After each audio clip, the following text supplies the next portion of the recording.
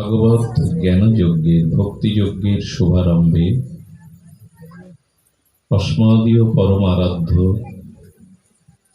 রাতুল আতুল বন্দনীয় শ্রীচরণ শ্রী শিল গুরু মহারাজের পাবন পদারবিন্দে অনন্ত অনন্ত কোটি দণ্ডবৎ প্রণতি। তৎসহ আজ পহেলা বৈশাখ 1431 বঙ্গাব্দে এই শুভ নববর্ষের এই মহামহেন্দ্রক্ষণে আনন্দক্ষণে শ্রীমন্দির শ্রী অঙ্গনে সমাগত গৌরীয় ভক্তগণ, শুদ্ধ বৈষ্ণবজন, সজ্জন সাধুজন, মহন্তজন, শ্রদ্ধাশীলা ধর্মশীলা কল্যাণিয়া মাতৃগণ, আজ এই শুভ নববর্ষে প্রীতিপূর্ণ সশ্রদ্ধ দণ্ডবৎ প্রণাম আপনাদের সকলের আকুল চরণে। শুধু ভক্তগণ,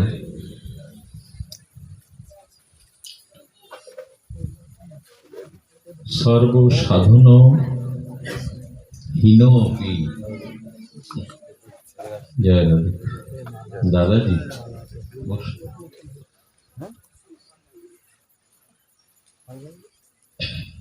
সর্বসাধন হীন অপি পরমা আশ্চর্য বৈভবে গৌরাঙ্গে নাস্ত ভাব যা সর্বাত্মপূর্ণ এব স।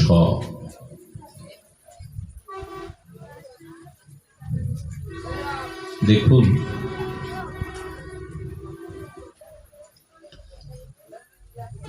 পিতৃ সম্পত্তির অধিকারী কে? পিতার সহায় সম্পত্তি স্থাবর অস্থাবর এর অধিকারী তার আত্মজ সন্তানগণ।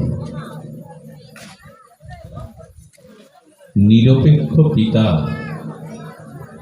জন্মদাতা পিতা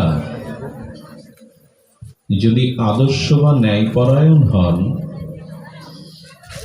তাহলে যোগ্য বা অযোগ্য পুত্র, বিদ্বান বা মূর্খ পুত্র এইরূপে বিচার না করে তার সহায় সম্পত্তির ভাগ পুত্রকে সমভাবে বন্টন করেন কিনা?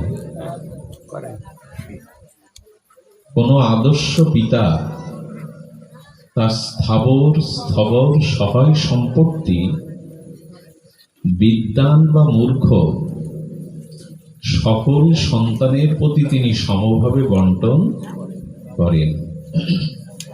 পিতার নিরপেক্ষতা হলো যোগ্য অযোগ্য নয়, আমার সকল সন্তান সুখে থাকুক। তো যারা ধ্যান দিন, যারা সাধনহীন, ভজনহীন, যাদের শাস্ত্র জ্ঞান, যাদের সুমেধা, যাদের কঠোর তপ অনুশীলন নাই, আমার মতো মাদিস অজ্ঞ অধম অবুঝ সাধনহীন ব্যক্তিকে কে করুণা করবে?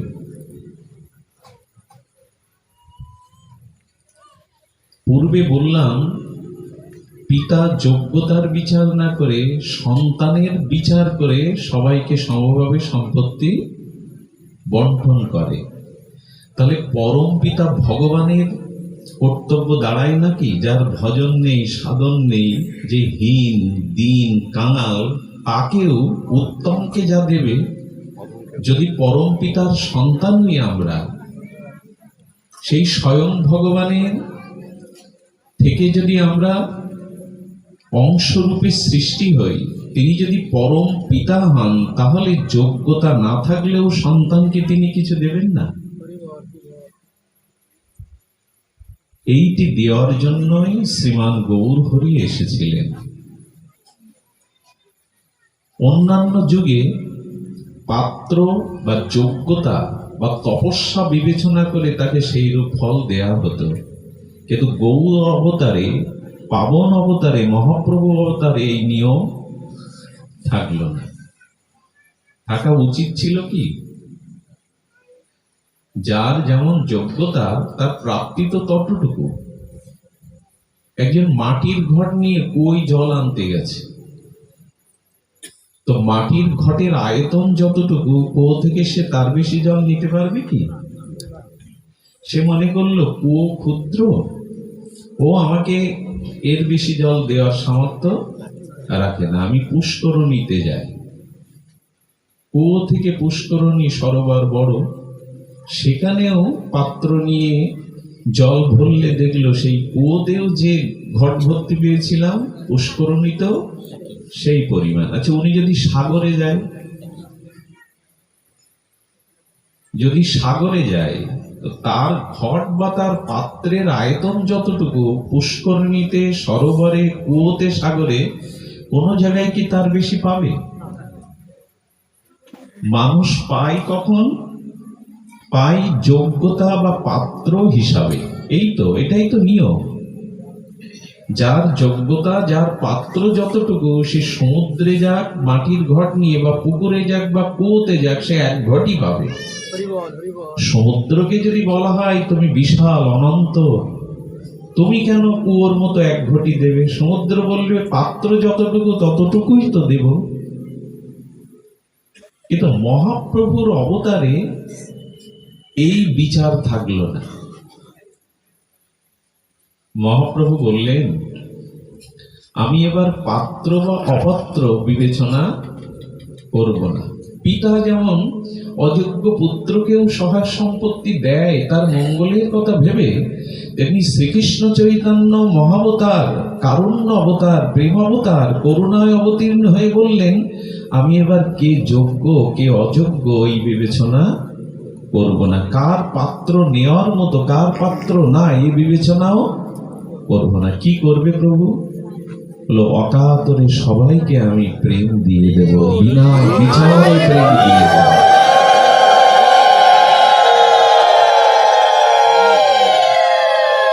এটি ভগবানের বিশেষ করুণা, এটি ভগবানের অপর বিশেষ করুণা। এই শ্লোকে প্রবোধানন্দ সরস্বতী পাদ বললেন, সারবত্ত সাধনহীন অপি। যদি সমস্ত সাধন হতে আমি বঞ্চিত হই, সৌভাগ্য থেকে, সুকৃতি থেকে বঞ্চিত হই, তবে এক পরম আশ্চর্য সংবাদ। সাধনহীন, ভজনহীন, সুকৃতিহীন, সর্ববঞ্চিত, লাঞ্ছিত অযোগ্যকে তিনি পরম একটা আশ্চর্য সংবাদ জানালেন। পরমা আশ্চর্য বৈভব শব্দটা দিয়েছেন, পরম আশ্চর্য বৈভব। গৌরাঙ্গে ন্যস্ত ভব যা সর্বদা পূর্ণ এব সব। শোনো কলির জীব, যদি সাধন না থাকে, ভজন না থাকে, সুকৃতি না থাকে, সমর্থ না থাকে, তবে পরম আশ্চর্য সংবাদ হলো এই, তোমরা গৌর চরণকে আগড়ে ধরো। তাতে আশ্চর্য কি হবে না, তিনি সর্বাত্মপূর্ণ এব সব। যদি কেউ গৌর চরণকে, নিতাই চরণকে অবলম্বন আশ্রয় করতে পারো, তাহলে পরম আশ্চর্য সংবাদ হলো, যে প্রেম ব্রহ্মাও পায়নি সেই প্রেম তোমাকে দিয়ে দেবে মহাপ্রভু। ব্রহ্মা পায়নি তা দিয়ে দেবে। এটা আশ্চর্য নয় কি?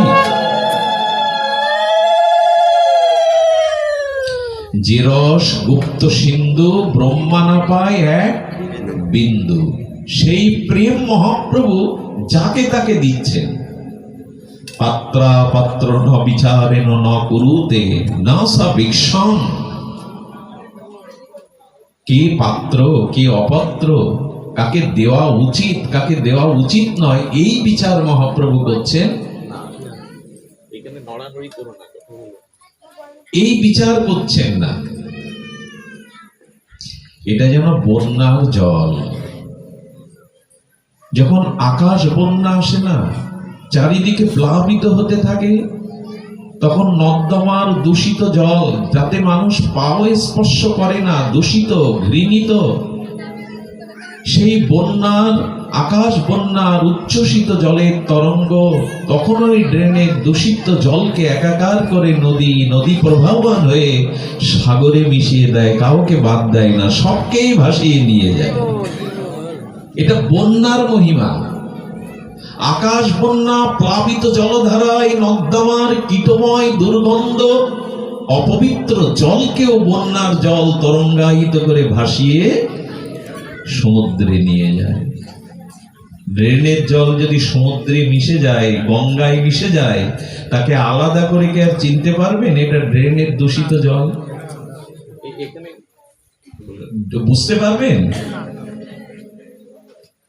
ড্রেনের দূষিত জল বন্যার স্রোতধারায় যদি সমুদ্রে গিয়ে মেশে বা গঙ্গায়, তখন আলাদা করা যাবে কি এটা ড্রেনের জল ছিল? চৈতন্য মহাপ্রভুর প্রেম বন্যা, তার কারুণ্যের করুণা বন্যা এমনই, তিনি বিচার করছেন না কার পাওয়া উচিত কার না পাওয়া উচিত। এত বড় করুণা, এত বড় কৃপার অবতার হয়নি আর হবেও না। গৌরাঙ্গে ন্যস্ত ভাব, যদি নিজের মনের ভাবটা শ্রী গৌরাঙ্গ চরণে রাখতে পারো একবার, সাধনহীন, ভজনহীন, সুকৃতহীন, তবু পরম আশ্চর্য বৈভবের সংবাদ হলো যে সার্বাত্মপূর্ণ এ বসা, তিনি ব্রহ্মাদিরও দুর্লভ সেই ব্রজপ্রেম, রাধা প্রেম তোমাকে দিয়ে দেবেন। একজন কাঙাল গিয়ে রাজ দরবারে ছত্র, দানের ছত্র গিয়ে বলছেন, আমার অভাব, চাউল ডাউল তেল দিন, ক্ষুধার্ত আমি, ভূভোগ্য আমি। রাজ কর্মচারী এসে বলছেন, তোমার পাত্র কই? তেল চাল ডাল নেবে তো পাত্রের প্রয়োজন। বললেন, আমি এত হতচ্ছাড়া হতভাগ্য যে আমার পাত্র নাই। রাজা জুড়ে দাঁড়িয়ে দেখছিলেন, পাত্র নাই বিধায় সে চলে যাচ্ছে। রাজা বলছেন, শোনো, এদিকে এসো, তুমি তোমার পাত্র নেই, তুমি কেন বিমুখ হয়ে বঞ্চিত হবে? আমি তোমায় পাত্রও দেব, পাত্রের দ্রব্যও দেব। এটা রাজার বিশেষ দান।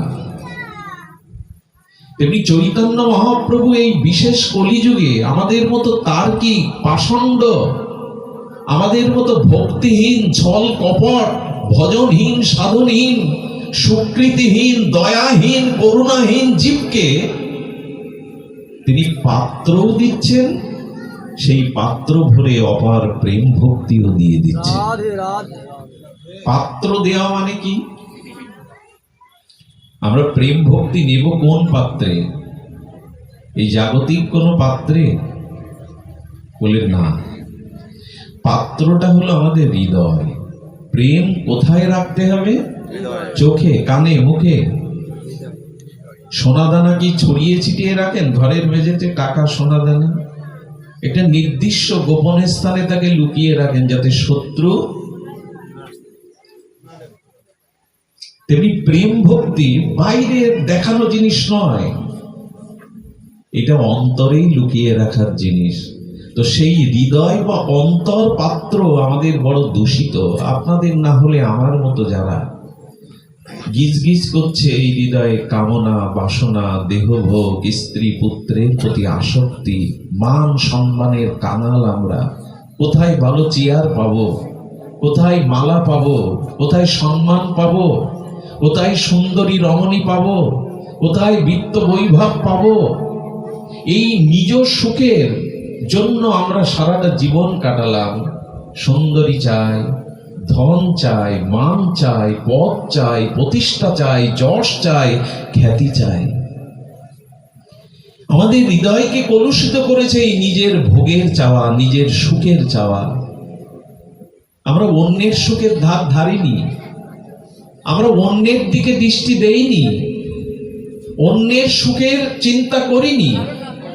আমি ভালো থাকবো, আমি সুখে থাকবো, সব পাওয়া আমার।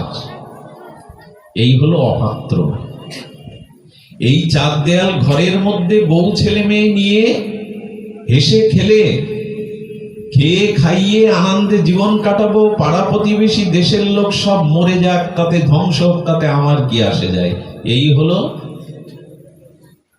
অশুদ্ধ পাত্র, এই হলো দূষিত পাত্র। আমাদের হৃদয়টা আজ নিজ সুখে নিজ ভোগের জন্য অশুদ্ধ করে ফেলেছে। এই জন্য এই কামনা বাসনা কলুষিত হৃদয় বড় অপাত্র হয়ে গেছে। আপনারা জানেন এই সমুদ্র হলো জলের উৎস। তো সমুদ্র একদিন চিন্তা করলো, আমার জল যদি বৃক্ষেতে দেওয়া যায় তাহলে বৃক্ষ ক্ষার প্রধান নোনা জলে বৃক্ষ শুকিয়ে মারা যাবে, ফসল ফলবে না। আর আমার থেকেও যদি জল পান করতে আসে, এই নোনা জল পান করে তার তৃষ্ণা বাড়া ছাড়া নিবারণ হবে না। আমার জল ঘোলা, সমুদ্রের জল বালি ভরা, অথচ জলের উৎস আমি। এই জলকে শুদ্ধ করা যায় না, এই জলকে নির্মল করা যায় না। সমুদ্র চিন্তা করতে লাগলো, এই জল বৃক্ষের সেবা হবে না, এই জল লোক তৃষ্ণা নিবারণ করবে না। মেঘ চিন্তা করে দেখলো, যদি তাই করতে হয় তাহলে এই জলকে দান করতে হবে, আমার জলকে দান করতে হবে। খুব মার্মিক কথা, হৃদয় দিয়ে শুনুন।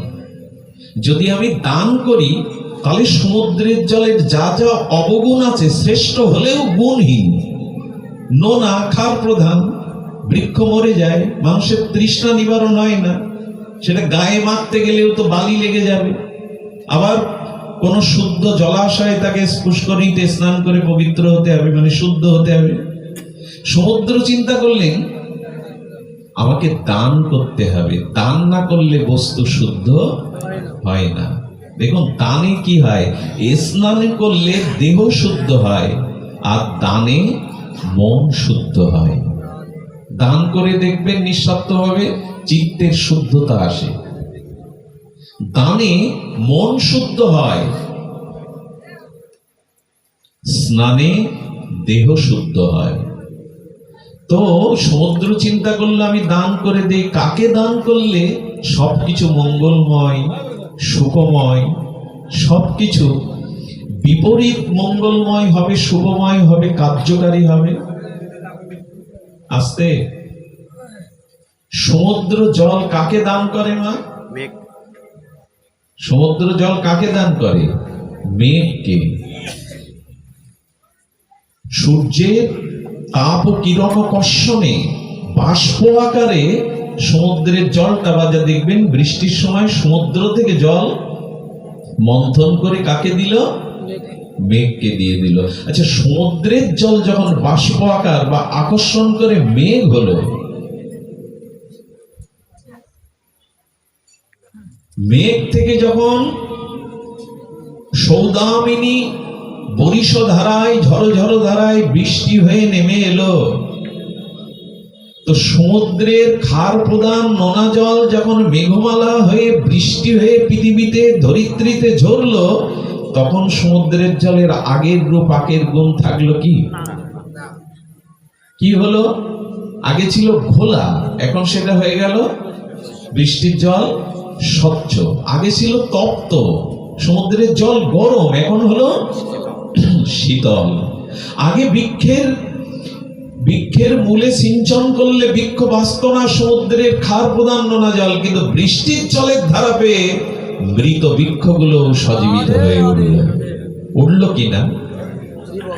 আর প্রাণ ভরে সমুদ্রের জল খেতে উঠলে কৃষকের মন ভালো হবে? ভালো হবে কি? কিন্তু ওই সমুদ্রের জল মেঘ হয়ে যখন কৃষকের খেতে পড়তে লাগলো, কৃষকের মুখে ফুটলো হাসি। দেখুন, একই বস্তু বিপরীত হয়ে কিভাবে কার্যকারী হচ্ছে, মঙ্গলময় হচ্ছে। মঙ্গলময় হোক। একটু শান্ত থাকুন। অসুস্থ শরীর নিয়ে অনেক কষ্ট করে আপনাদের মাঝে এসেছি, যদি একটু কৃপা করেন, করুণা করুন, শান্ত থাকুন। তো সমুদ্রের জল বিপরীত হয়ে গেল, তেমনি মহাপ্রভুর করুণা কৃপা, তার অযাচিত কৃপা তার অযাচিত করুণা, তার পাত্র অপাত্র বিবেচনা না করে যে করুণা, আগে যা ছিল সমুদ্রের জলের মতো উৎস বটে, জলের উৎস সমুদ্র, কিন্তু চৈতন্য নিত্যানন্দ রূপ প্রেম মেঘে করুণার বৃষ্টি যেন মেঘের বৃষ্টির মতো হয়ে এলো চৈতন্য কৃপায়। সব বিপরীত হয়ে গেল। আর একটা মজার কথা কি জানেন? মজার কথা হলো, মেঘে যখন জল ঘন ঘনত্বক হয়ে জমাট বাঁধে, তখন আকাশে একটা নক্ষত্র আছে, তার নাম সাথী নক্ষত্র। কি নাম বললাম? সাথী নক্ষত্র।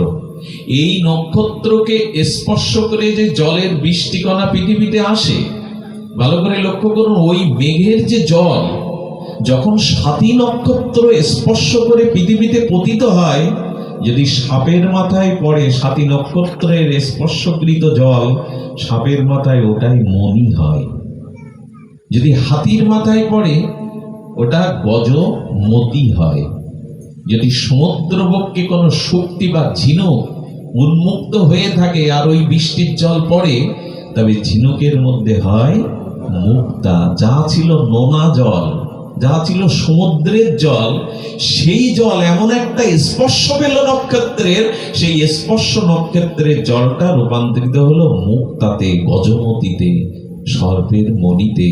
তেমন প্রেম ছিল, ভক্তি ছিল, হরিনাম ছিল, ভগবানের করুণা ছিল, কিন্তু চৈতন্য রূপ মেঘে এসে নিত্যানন্দ সাথী নক্ষত্র হয়ে যখন সেই প্রেম জগতে এলো, তখন আমাদের মতো ঝিনুকের হৃদয়ে মুক্তা তৈরি হলো, প্রেম ভক্তি সৃজিত হলো। পরম আশ্চর্য বৈভব, এটাই সব থেকে আশ্চর্য। সমুদ্রের জল কি করে মুক্তা হয়ে গেল, নোনা জলের বিন্দু কি করে মুক্তা হলো? বলো সাথী নক্ষত্রের স্পর্শের কারণে হয়েছে। ঠিক তদরূপ নিত্যানন্দ প্রভু গৌরাঙ্গ সুন্দরের করুণা। আমাদের বড় অভিশাপ কি জানেন? অভিশাপ হলো সারা বিশ্ব, সারা দেবকুল, ঋষিকুল, মনীন্দ্র, জ্ঞানীন্দ্র, যোগীন্দ্র, বিমলাত্মা, অমলাত্মা, ব্রহ্মা, শিব, বিষ্ণু, নারায়ণ যে চরণ পাবে বলে, যার প্রেম সঙ্গী হবে বলে তারা ভগবানের কাছে নিবেদন করছে, প্রার্থনা করছে, সেই সর্ব অবতার ও সার শিরোমণি, সেই প্রেমের আধার আশ্রয় শ্রীকৃষ্ণ চৈতন্য বাঙালির ঘরে, আমাদের বাংলায়, আমাদের ঘরের ছেলে হয়ে জন্মালো, অথচ আমরা তাকে চিনলাম না, মূল্যায়ন করলাম না। চিনল কারা? America, German. তারা গৌর গৌর বলে পাগল, তারা মদ ছেড়ে চরণামৃত নিচ্ছে, তারা হোটেল ছেড়ে গোবিন্দ প্রসাদ নিচ্ছে, তারা অদ্য উলঙ্গ হয়ে নাইট ক্লাবে যারা মদ খেত, তারা হরিনামের নাম মদে আজ উন্মত্ত হয়ে নবদ্বীপ কাঁপাচ্ছে, মায়াপুর কাঁপাচ্ছে। সূর্য উঠল আমার ঘরে পূর্ব দিকে, আর ঘুম ভাঙলো পশ্চিমাদের। ইসকনের বদৌলতে সারা বিশ্ব, জার্মান, ফ্রান্স, সৌদিতে পর্যন্ত কৃষ্ণ নাম প্রচার হচ্ছে, সৌদি আরবে, রাশিয়া, কমোজিয়াম, সেখানে ধর্মের আলাদা করে প্রচারের নেই, সেখানে ইসকনকে অনুমতি দেওয়া হয়েছে, তোমরা প্রচার করতে পারো, কারণ হরিনামের মধ্যে যে শান্তি আছে অন্য কিছুর মধ্যে সেটা। তারা মূর্খ নয়, তারা আমাদের মতো নির্ধনী নয়, কাঙাল নয়, তারা শিক্ষিত, তারা জ্ঞানী, তারা ধনী, তারা মালা তিলক নিয়ে আজ রাজপথ কাঁপাচ্ছে হরিনামে। আমার ঘরের নিমাই, আমার ঘরের চৈতন্য, কিন্তু ঘুম ভাঙলো ওদের, আমরা তাদের চিনলাম না। আজ কজনের ঘরে নিতাই গৌরাঙ্গের ছবিটা পূজা হয়, আজ কজনের ঘরে নিমাইয়ের বাণী, গৌরাঙ্গের বাণী পূজা হয়। কতজনের জানা আছে চৈতন্য চরিতামৃত, কতজন জানে মহাপ্রভু সম্পর্কে। মহাপ্রভুর পিতৃভূমি আমাদের এই বঙ্গদেশে, এই বঙ্গ বসুন্ধরার ঢাকা, সিলেটের ঢাকা দক্ষিণে, তার পিতৃভূমি এটা। দুঃখটা সরিয়ে নিন, তার পিতৃভূমি এটা, তার পূর্বপুরুষদের ভূমি।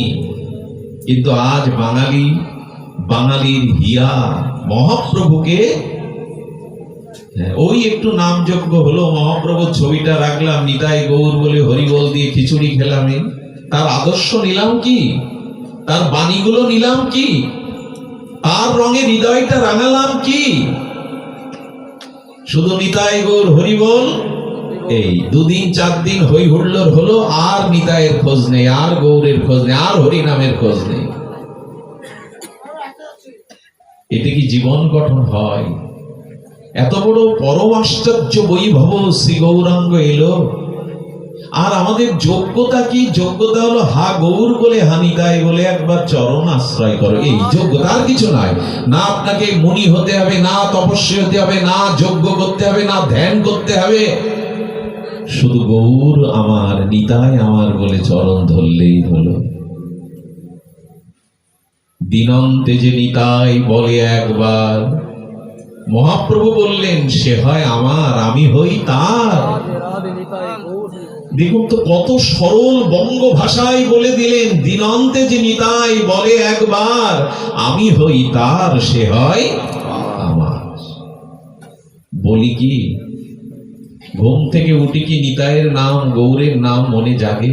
হা গৌর বলে কি আমার সকালের প্রথম বাক্য মুখ দিয়ে উচ্চারিত হয়? হা গৌরাঙ্গ, হা নিত্যানন্দ।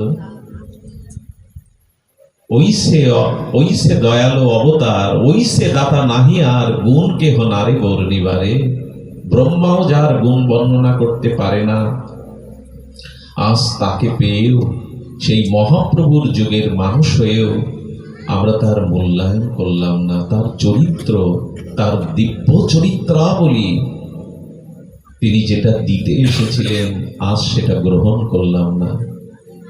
এই হরিনাম, এই যে ব্রজপ্রেম, এই যে দন্য, এই যে অপরকে মান, এই সকল কিছু চৈতন্যের মহা অবদান। কিন্তু না, আমাদের দশা কি জানেন? এক ভিখারি যাচ্ছে, তবে জন্মান্ধ, একে তো কাঙাল হতচ্ছাড়া ভিখারি, তারপরে জন্মান্ধ। শিব ঠাকুর চেয়ে চেয়ে দেখছে কৈলাসে, শিব শিব করে কিন্তু কাঙাল। পার্বতী মায়ের করুণার উদ্রেক হলো, হৃদয় দ্রবীভূত হলো। পার্বতী মা বলছেন, প্রভু ওই কাঙাল জন্মান্ধকে কিছু দিন না, মণিমুক্তা, অভাব ঘুচে যাবে। বলেন ও দিলেও নেবে না। বললেন প্রভু দিয়ে দেখুন আমার সামনে। না, তিনি অন্ধ নন, ভুল হলো একটু, তিনি কাঙাল ভিখারি, অন্ধ নন। যাচ্ছে পথ দিয়ে, ভগবান শঙ্করকে মাতা পার্বতী নিবেদন করলেন, আচ্ছা ও পাবে না কেন বলছেন? ওর চোখ আছে, পথ দিয়ে যাচ্ছে, সামনে কিছু মণিমুক্তার থলে ফেলে দিন, ও নিলে অভাব দূর হবে। ভগবান শঙ্কর মণিমুক্তা, সেই চিন্ময় মণিমুক্তা একটা থলে দিয়ে সামনে ফেলে দিলেন 10 হাত দূরে। ও ঠিক 10 হাত দূর থেকে ওর মনে একটা ভাবের উদয় হয়েছে। কি ভাব জানেন? অন্ধ ব্যক্তি রাস্তায় কিভাবে চলে আমি একটু দেখি তো, অনুকরণ করে। অন্ধ সাজানোর জায়গা ওইখানেই অন্ধ সাজানোর ভাব ওর মনে এসছে। অন্ধ সেজে সে থলে বেরিয়ে চলে গেছে। শিব ঠাকুর পার্বতীকে দেখিয়ে বলছেন, এই দেখো কিছু মানুষ আছে যারা দিলেও। ওই সময় ওর অন্ধ হওয়ার ভাব জেগেছে। আমাদের দুর্দশা তাই। শ্রীকৃষ্ণ চৈতন্য মহাপ্রভু ব্রহ্মার বাঞ্ছিত প্রেমধন দিতে এলেন, বিতরণ করতে এলেন, কিন্তু সেই মণিমুক্তা প্রেম ভক্তি পেয়েও অন্ধ সাজলাম, এড়িয়ে গেলাম। এই হলো দুর্দশা। এই জন্য আসুন, সর্বসাধনহীন যদি হই, কোন যোগ্যতাও যদি না থাকে, তবে একটু গৌর বলুন, সরল প্রাণে, একেবারে সরল প্রাণে একবার গৌর বলুন, একবার নিতাই বলুন। এতেই করুণা হবে, এতেই কৃপা হবে। সর্বাত্মপূর্ণ এব সব, তুমি সর্বপূর্ণ পূর্ণতা পাবে, সর্বপূর্ণতা পাবে তুমি। গৌরাঙ্গের 2টি পদ, যার প্রেম সম্পদ, সেজনা ভক্তি রস সারগ। ওই সমুদ্রের জল যেমন মেঘে গেলে বিপরীত হয়ে যায়, তেমনি গৌর চরণে আশ্রয় নিলে ভজন সাধন না থাকলেও তোমাকে সার করে দেবেন। গৌরাঙ্গেরও মধুর লীলা চার কর্ণে প্রবেশিলা।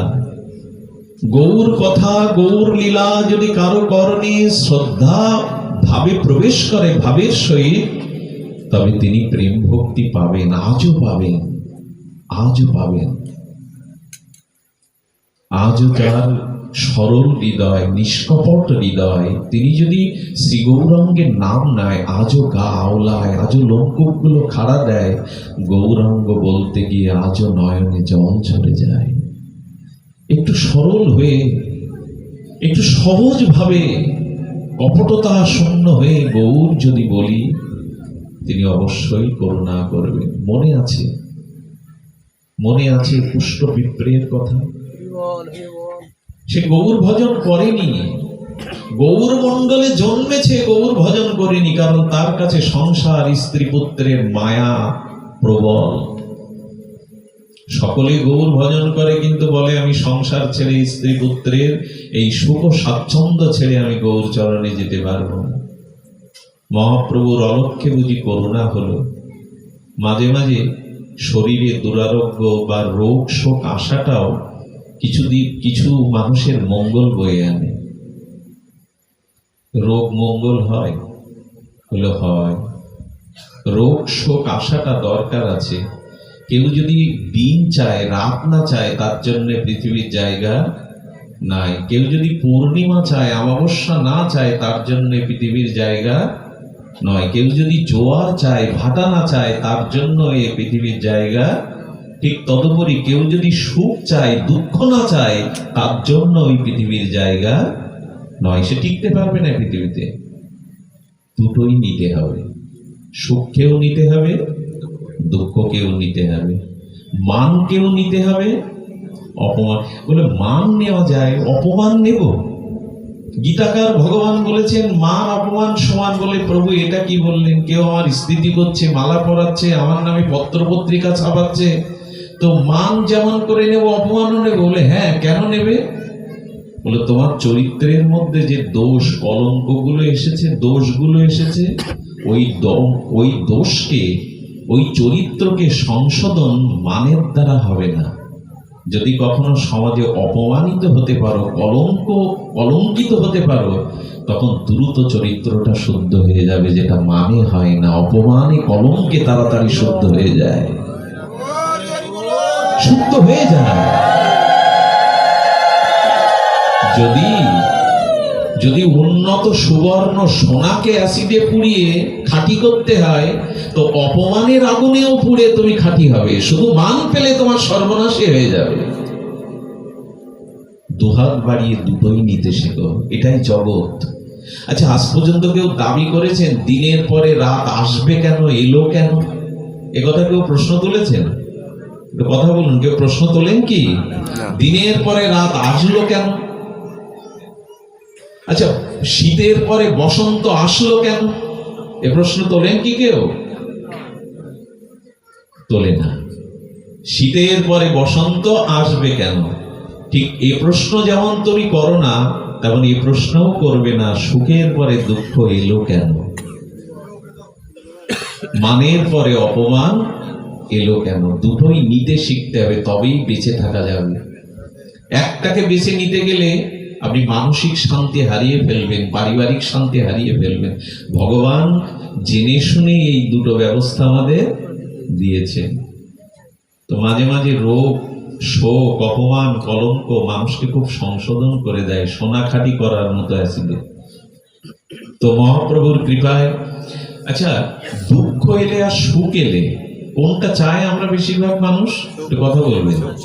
99% মানুষ সুখ চায়, কিন্তু সুখ এলে আপনার দুটো জিনিস নষ্ট হয়, আর দুঃখ এলে দুটো জিনিস সঞ্চয় হয়। খুব মার্মিক কথা, হৃদয় দিয়ে শুনতে হবে। সুখের কথাটা বলি, সুখ এলে আপনার দুটো জিনিস নষ্ট হয়ে যায়। সুখ আসে কেন? আমার কোনো না কোনো জন্মে কোনো পূর্ণ কর্ম অর্জিত ছিল, সেই পূর্ণ অর্জিত কর্মের দ্বারা ধন মান সম্মান, এই সম্মানগুলি আসছে। যখন আপনি ওই সম্মানের কারণে সুখ ভোগ করছেন, তখন পূর্বের যে পূর্ণটা ক্ষয়, ধূপটা যত পুড়ে গন্ধ বিলাবে তত ধূপ ক্ষয়ে, চন্দনটা যত ক্ষয়ে ক্ষয়ে সুবাস বিলাবে, চন্দনের কাঠ তত ক্ষয়ে যাবে। সুখ ভোগ করছেন মানে পুরাতন অর্জিত পূর্ণ খরচ হয়ে গেল। আর সুখ আসলে আর একটা ক্ষতি হয় কি, কথাগুলো কাউকে মানে কি করা, সান্ত্বনার কথা নয়, এটাই দর্শনের কথা। সুখ এলে আর একটা জিনিস কি হয় জানেন, সব থেকে বড় ক্ষতিটা হয়, সুখ এলে, ঐশ্বর্য এলে, ভোগ এলে মানুষ ভগবানকেই আগে ভুলে যায়। তখন ভালো সাজগোজ, খাওয়া দাওয়া, আনন্দ ফুর্তি করার মানসিকতা তৈরি হয়, তখন আর ভগবানের দিকে দৃষ্টি যায় না। এটা ক্ষতি না লাভ? না, এটা ক্ষতি না লাভ? ভগবানকে ভুলে যাওয়া ক্ষতি না লাভ? কিন্তু আমরা সুখ পেয়ে তো ভুলি। আচ্ছা, দুঃখ পেলে দুটো কল্যাণ হয় কি? খুব মন দিয়ে শুনতে হবে। দুঃখ এলে দুটি কল্যাণ হয় হলো, পুরানো কোনো পাপের কারণে এই দুঃখটা, রোগটা, শোকটা আমার জীবনে এসেছে। বিনা কারণে কে জগতে কেউ কিছু ভোগ করে না, কারণ কোনো কারণ ছাড়া পৃথিবীতে কোনো কার্য সম্পন্ন হয় না। আবার বলি কথাটি, কোনো কারণ ছাড়া পৃথিবীতে কোনো কাজ হয় না, কাজ হওয়ার মূলে হলো কারণ। এই জন্য পৃথিবীর এক নাম কার্য কারণাত্মক পৃথিবী। আচ্ছা, এই যে কাপড়টা দেখছেন, এই কাপড় তৈরি হওয়ার কারণ কি? সুতা। সুতা না হলে হয় কি? কিন্তু আমরা সুতা দেখি না, কাপড় দেখি। বলার সময় বলি না কি এটা সুতো, বলি এটা কাপড়। সুতোর কাপড় বলি কি অমুকের কাপড় বলি, কিন্তু কাপড় বলি। মালাটা গাঁথা হয়েছে কিসে? সুতা না হলে ফুলগুলো গ্রথিত করা গিয়ে মালা করা যেত। এখন আর কি দেখছেন, সুতা না মালা? হ্যাঁ, ভগবান বললেন যে কোনো কার্য হওয়ার আগে তার একটা কারণ থাকে। মালার কারণ যেমন সুতা, কাপড়ের বা বস্ত্রের কারণ যেমন সুতা, ঠিক তেমনি কোনো কিছু ঘটবার আগে তার পূর্বে একটা কারণ থাকবে। কারণ ছাড়া কোনো কার্য হয় না। তাহলে আমার জীবনে যে দুঃখ এলো, রোগ শোক এলো, এর কারণ কি? এর কারণ তোমার জীবনে পূর্বের যে পাপ ছিল, সেই পাপটা প্রারব্ধ হয়ে ক্ষয়ে যাওয়ার জন্য এই দুঃখ রোগ আসছে। তখন সাধুরা কিভাবে, প্রভু পূর্বের পাপ যতদিন আছে ততদিন তো নিষ্কৃতি নেই, কষ্ট হোক, দুঃখ হোক, অপমান হোক, তুমি পাপটাকে ক্ষয় করে নাও, কর্মফলটাকে ক্ষয় করে নাও। আচ্ছা, গ্যাংগ্রিন হয়েছে আঙুলে, যদি মনে করি 2 বছর পরে করবো, এখন কাটবো কেন, তাহলে তো পুরো শরীরটা আক্রান্ত হবে। তখন ডাক্তারের কাছে গিয়ে কি বলি, ডাক্তারবাবু আঙুলটা অপারেশন করে দিন, সার্জারি করে মুক্ত করে দিন। আচ্ছা, ওর ব্যথা তো লাগবে। আঙ্গুলি মানে আঙুলটা সার্জারি করতে গেলে রক্তক্ষয়, ব্যথা লাগবে না? ব্যথাটা মেনে নেন কেন? এইটুকু ব্যথা সহ্য করলে, এইটুকু হারালে পুরো শরীরটা বাঁচবে। দুঃখ যখনই আসে তখন ভক্ত কিভাবে, প্রভু আমার পূর্বের যে পাপ, সেই পাপের ফলে রোগ শোক কষ্ট দুঃখ আসছে, এটা শোধ হয়ে যায়। আমি আঙুল কাটার মতো ডাক্তারের কাছে একটু সহ্য করি, একটু ধৈর্য ধরি, তাহলে বেঁচে যাব। তাহলে দুঃখ আসলে পুরাতন পাপ ক্ষয় হলো। আর দুঃখ আসলে আর একটা মঙ্গল কি হলো জানেন? দুঃখের সব থেকে বড় কল্যাণকারী দিক হলো, দুঃখ রোগ শোক গেলে মানুষের ভগবানের কথা এমনি মনে পড়ে, ভগবানের কথা স্মরণ। সুখে থাকলে ভগবানকে যতটা স্মরণে না হয়, দুঃখের মধ্যে ভগবানকে ততটা স্মরণ হয়। এখন এই বিচারটা যদি আপনি বিচারপূর্বক, বিবেকপূর্বক করেন, তাহলে দুঃখ এলে ভক্ত কি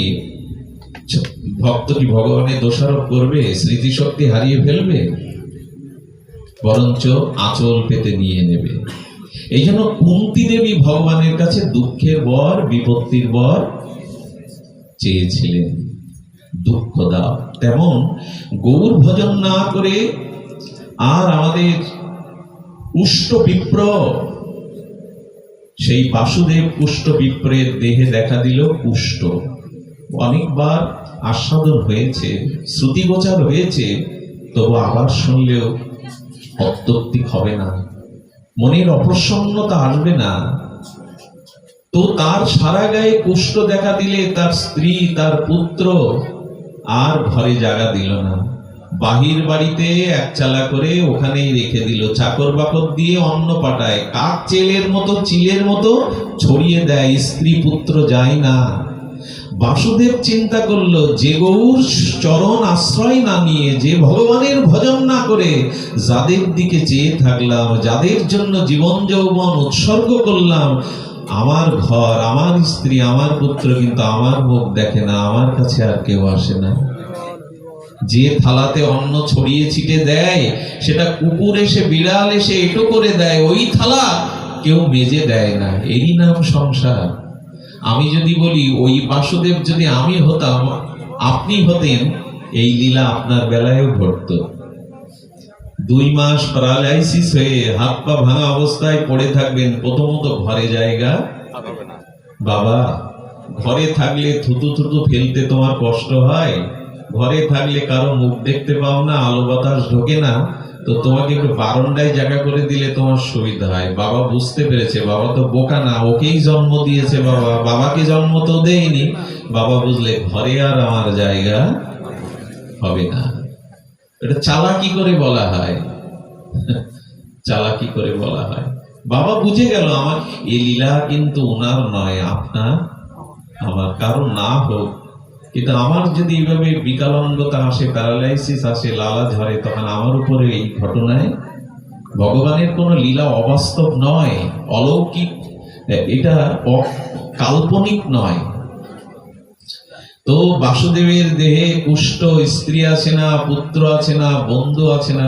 আমার কি মনে হয় জানেন, এরকম দশায় যদি জমিদারও হয়, প্রভু তো ধনৈশ্বর্যের মালিক হয়। আচ্ছা, এই যে লালা ধরছে, গায়ে কুষ্ঠ হয়েছে, হাত পা বেঁকে গেছে, ওই মানুষটার জমিদারি আছে, এখনো জমির কাগজপাতি, সহায় সম্পত্তি ওর নামে আছে। আচ্ছা, ও যদি নিজজনকে বলে, কাউকে বলে, দেখো আমি ওই ব্যক্তি, তো তুমি আমাকে কিনে নিয়ে বাড়ি নিয়ে যাও, কোনো বন্ধুকে যদি বলে, নেবেন আপনারা কেউ? বন্ধু তখন কি বলবে, বুঝতে পারছেন না তো কথাটা, আমার প্যারালাইসিস হয়েছে, আমার গায়ে কুষ্ঠ হয়েছে, এখন আমি অনেক সুনাম ধন্য মানুষ, আমার পেছনে লোক ছাতা নিয়ে চলতো, ফুল ছড়াতো, পেছনে 20-30 জন করে চলতো, তো ওই মানুষটার যদি ওই দশা হয়, তখন ওর গুরুত্বটা কেউ মানে কি? তাকে আর মালা পরাতে, তাকে স্তুতি করতে, তার পিছনে 2-10 জন জয়গান করতে আসে কি? বরঞ্চ সে যদি বলে, আমি ওই ব্যক্তিই সম্মানীয় ব্যক্তি, তুমি আমাকে 1 লাখ টাকা দিয়ে তোমার বাড়ি কিনে নিয়ে নাও, বলে বন্ধু তুমি উল্টে 10 লাখ টাকা দিলে আমি তোমাকে এখন শোবো না, স্ত্রী পুত্র ছিল না তো আমি তোমাকে বাড়ি কি নিয়ে যাব? আচ্ছা, এই মুহূর্তে এই ব্যক্তিকে কে গ্রহণ করতে পারে? দীনবন্ধু ভগবানই গ্রহণ করে। তার কারণ কি জানেন? আহা, তার কারণ হলো, ভগবান বললেন, এই দেখ, তোর কুষ্ঠ, তোর জরা ব্যাধি, তোর এই দুঃসহ দিনে প্রিয়জন কেউ কাছে আছে না, স্ত্রী পুত্রও কাছে আসে না, কিন্তু চেয়ে দেখ, আমি তো হৃদয়ের মধ্যে এখনো রয়ে গেছি, আমি তোকে ছেড়ে যাইনি। আর তুই যদি এখনো গোবিন্দ বলিস, গৌর বলিস, জেনে রাখ, তোর মৃত্যুর পরে আমি হাত বাড়িয়ে তোকে আমার কাছে নিয়ে আসবো, আমি আমি নিয়ে আসবো তোকে আমার কাছে। এই জন্য শ্মশানে কলসি ভেঙে আর ওদিকে কেউ তাকাই না, কারণ ওই পারে হাত ধরার ক্ষমতা কারো। চিতায় মানুষকে অন্ত্যেষ্টিক্রিয়া করে কলসি ভেঙে বলে, ওদিকে চেয়েও না, তার মানে ওই পারে যাওয়ার ক্ষমতা, হাত ধরার ক্ষমতা। ভগবান বললেন, সবাই ত্যাগ করলেও আমি হাত বাড়িয়ে আছি, আয় আমার কাছে আয়। এই জন্য ভগবানের আর এক নাম দীনবন্ধু। কেউ যখন থাকবে না, সবাই যখন ত্যাগ করবে, তখনই ভগবান হাত বাড়িয়ে দেন। আচ্ছা, আমি যদি বৈষ্ণব অপরাধ করি, ব্রাহ্মণ চরণে অপরাধ করি, গর্হিত অশাস্ত্রীয় কর্ম করি, আমার জন্ম হবে কোথায় জানেন? মলমূত্রের কীট হয়ে। বহু বহু মহা অপরাধ করলে, ব্রাহ্মণ বৈষ্ণব অপরাধ করলে, তখন মানুষ মলমূত্রের কীট হয়। আচ্ছা, আমি যখন পাপের দ্বারা মহাপরাধের দ্বারা মলমূত্রের কীট হলাম, তো যাদের জন্য সংসারে পাপ করেছিলাম ওই মলমূত্রের কীট যখন হয়েছে তারা আমার পাপের ভাগ নিল? আমার সাথে আছে কেউ?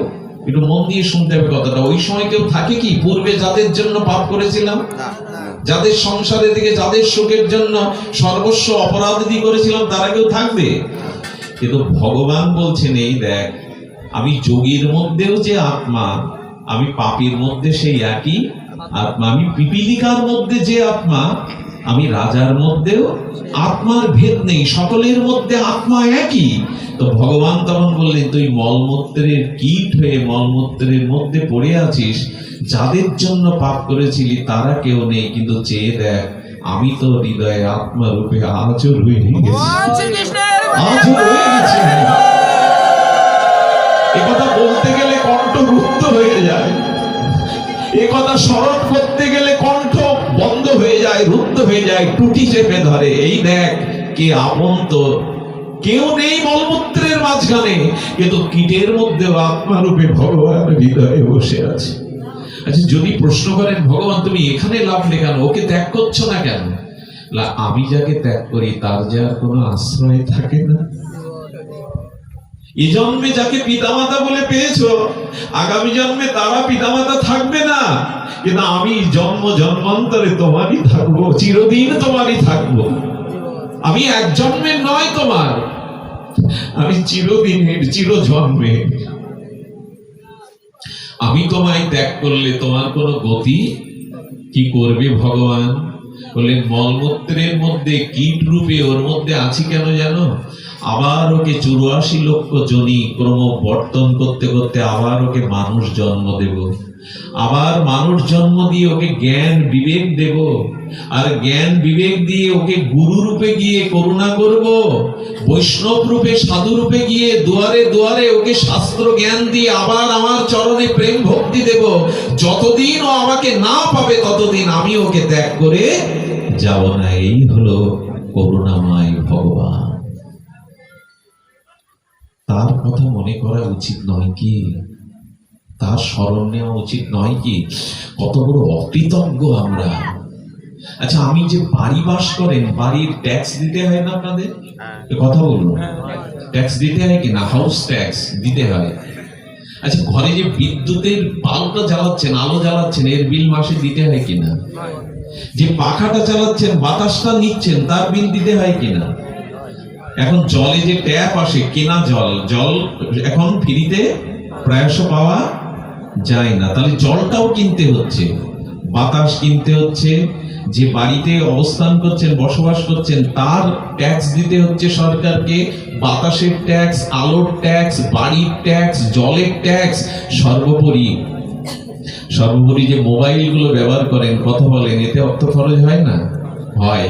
কিন্তু ভগবান বলছেন, তুমি যদি এইগুলোর মূল্য চুকিয়ে থাকো, তবে আমার মূল্য কি দিয়েছো?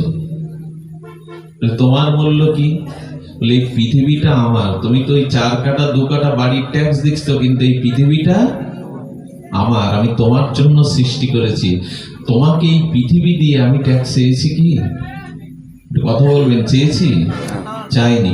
আচ্ছা, চন্দ্র সূর্য যদি উদয় না হতো, এই যে বিদ্যুৎ দেখছেন না, আলো, এই আলো সব ধার করা, সব সূর্য থেকে। যে সৌর বিদ্যুৎ বলুন, জলবিদ্যুৎ, জলের থেকে বিদ্যুৎ তৈরি হয় কি করে? স্রোতের মধ্যে। হলো সূর্যের কিরণ যেখানে যেখানে পড়ে ওখানে আগুন তত্ত্ব আছে, কাঠের মধ্যে, সবার মধ্যে।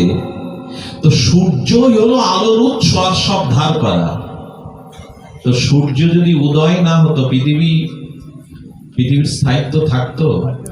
সূর্যগ্রহণ হলে খাদ্য পয়জনিং হয়ে যায় ওই কয়েক ঘন্টার জন্য, ওই খাদ্য খেলে অসুস্থ হতে। আর সূর্য যদি না উঠতো, পৃথিবী দূষিত হয়ে যেত। চন্দ্র না এলে, সূর্য না এলে আলো পেতেন কি করে? দিন শুরু হতো কি করে? চাঁদ সূর্য বিল চেয়েছে আপনার কাছে ভগবানের এই প্রদীপ আলো? আচ্ছা, বাতাস যদি বন্ধ করে দেওয়া যেত, বাতাস বা অক্সিজেন যদি ভগবান বন্ধ করে দিত, বাঁচতাম কি?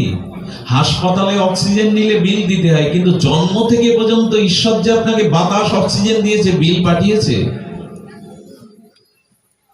ভগবান বললেন মোবাইলে কথা বলো কেন জানো? আকাশ আছে বলে।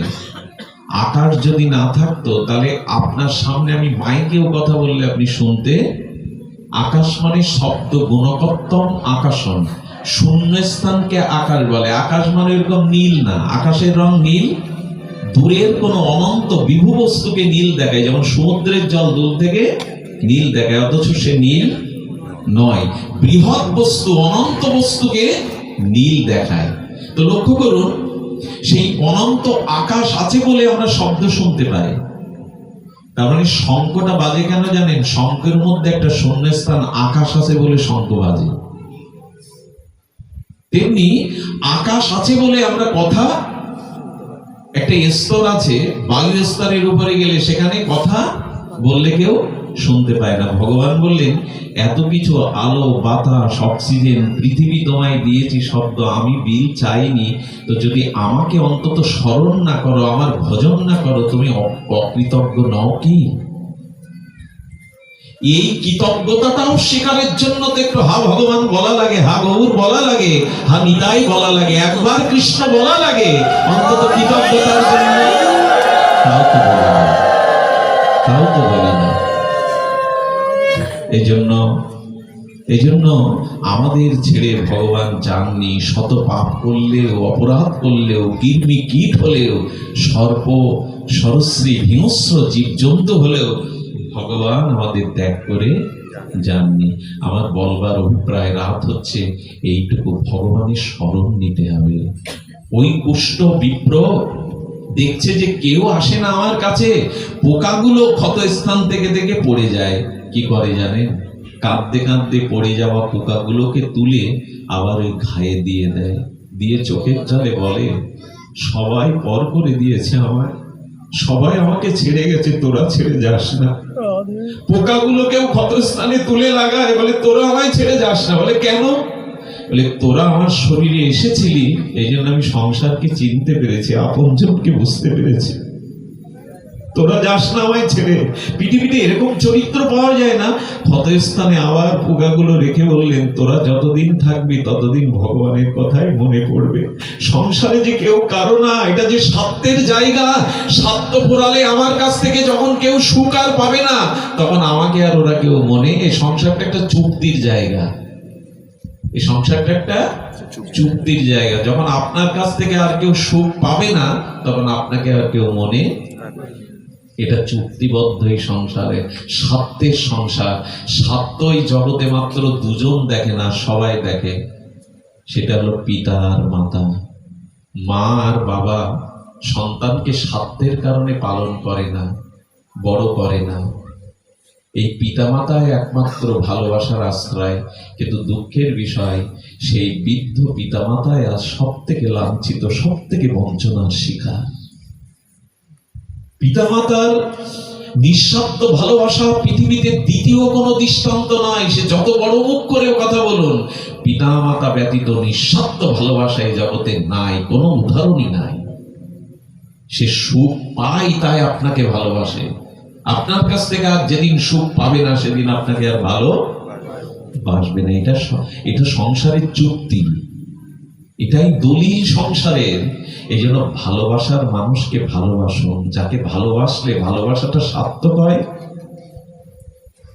গাছের ফুল গাছে ফোটে ঝরে যায়, তার সার্থকতা হয় না, তাকে কেউ মাথায় নেয় না, বুকে নেয় না। যদি ওই ফুল মালা হয়ে গোবিন্দের গলে যায়, ওই ফুল গোবিন্দের চরণে চন্দন চর্চিত হয়ে যায়, তখন আর ওটা ঝরে পড়ে না মাটিতে, তখন কারো গলায় থাকে, কারো মাথায় থাকে, তখন ফুলের মর্যাদা হয়। তো ভালোবাসাটা ভগবানকে দিন, তাহলে জীবন মর্যাদা পাবেন। যাকে তাকে ভালোবাসা দিয়ে জগতে ঠকতে হয়, যন্ত্রণা পেতে হয়, অভিশাপ পেতে হয়। এমনকি আমি কতদিন বলেছিলাম কথাটা, ভালোবাসা 3 প্রকার। খুব মন দিয়ে শুনতে হবে, আজকে সার কথা। ভালোবাসা 3 প্রকার। এক হলো একাঙ্গী ভালোবাসা। কি বললাম? একাঙ্গী ভালোবাসা। একাঙ্গী ভালোবাসা মানে কি? ভালোবাসতে গেলে পরস্পর দুটি বস্তুর অনুরাগ চাই।